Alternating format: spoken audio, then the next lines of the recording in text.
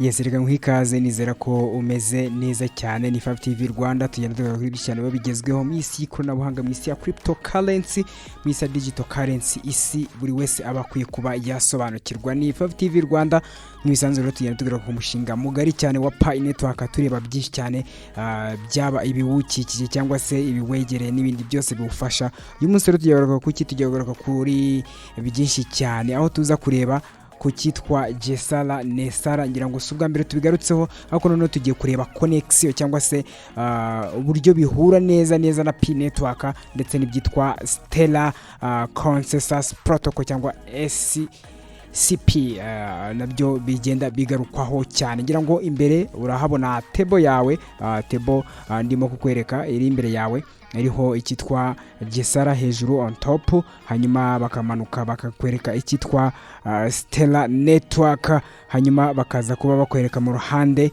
KFS and GCR, ndetse tukaza kuba tubona icyitwa RV nacyo gihari neza cyane. So reka rero tuze kuba tubanze dusobanukirwe neza icyitwa Stellar Network, aricyo gifasha cyane Pi network, ariko none byose bikaza bigahura neza n'icyitwa Gesara Nesara. Ngira ngo Gesara Nesara ni Global Economic Security and Recovery Act, no kuvuga ni uburyo bwo kongera kugarura ubukungu, kongera kugarura imibereho, ni action cyangwa se igikorwa cyo kongera kugarura ubukungu bw'isi nyuma y'iyi traditional economy tubamo uyu munsi. So the Stellar Consensus Protocol SCP is a consensus mechanism used by Pi network to reach agreement among the distributed nodes in the network. So ngira ngo ku bantu batazi Stellar uyu munsi isanzwe ikora, ndetse ifite,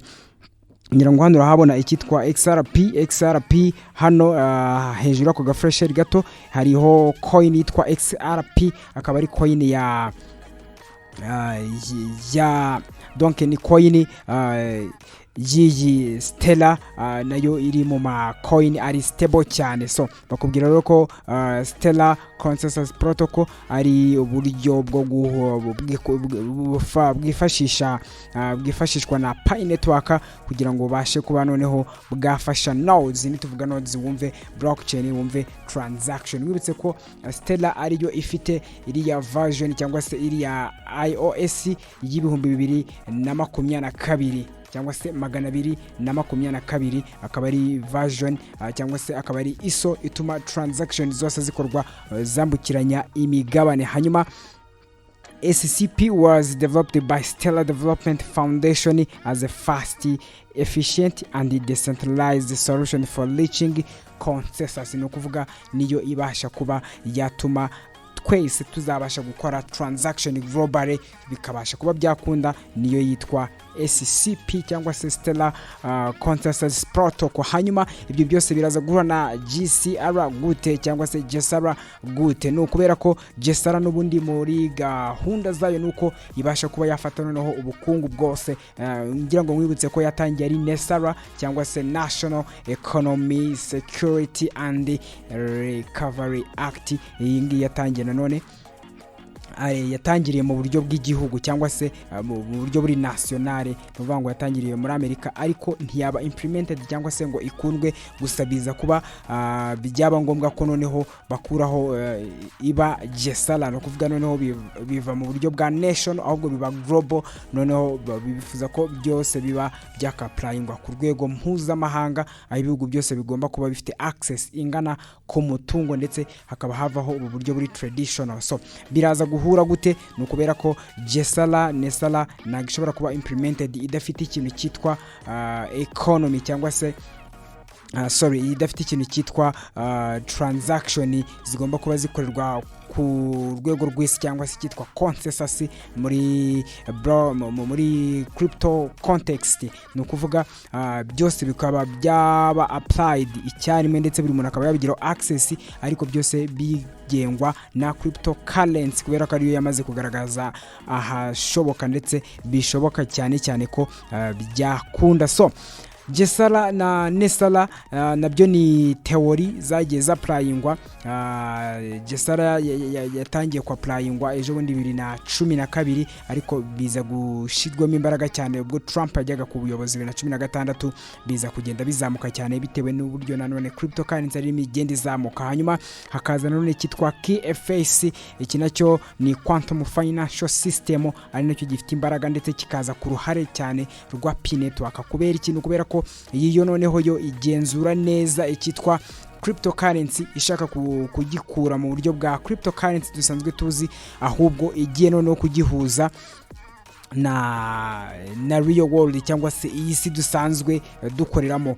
KFS navuga ko yamaze kuba yaba develope cyane kubera ko igiye gutangira gukoreshwa muri Amerika nyuma y'uko Donald Trump azaba amaze kugera ku buyobozi. So quantum financial system ni system isaba none amabanki yose kuba yayoboka blockchain, donc amabanki akaba yakora mu buryo bwa blockchain, agenzurwa na blockchain kubera ko blockchain byamaze kugaragara ko ariyo ifite urufunguzo rwo kwirinda abahackers. So Donald Trump we ya propose ko akimara kujya ku buyobozi amabanki system yose agomba guhita yimukira kuri blockchain, akava muri ubu buryo bwa web 2 kubera ko blockchain ya P-network n'ubundi igiye kuzana yubakiye kuri web 3, uburyo navuga ko buri potential cyane ndetse bufite akazoza, ariko nanone byose bikongera bigahura n'ikitwa global currency reset, aho nanone bazaba bashiraho ifaranga nanone yiruka donc rikwira isi yose. Ibyo nta rindi ni P-network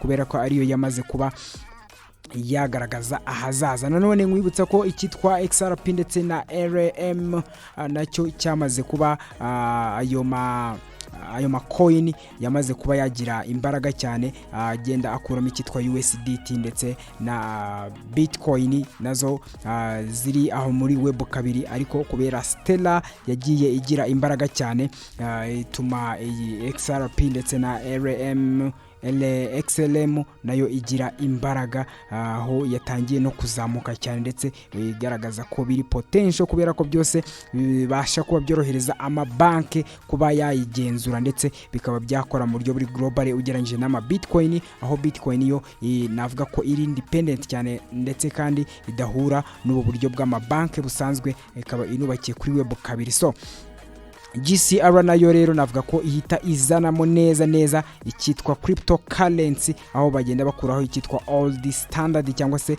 buno buryo bwa kera bw'amabanki, aho ubika ibintu byawe bikaba bigenzurwa na banki 100%. Mwibutse ko aho web 2 na web 3 bitandukaniye, no kubera ko igihe cyose ubikije igihe cyose ufite umutungo wawe muri blockchain runaka, aba ari uwigenzurira ugereranyije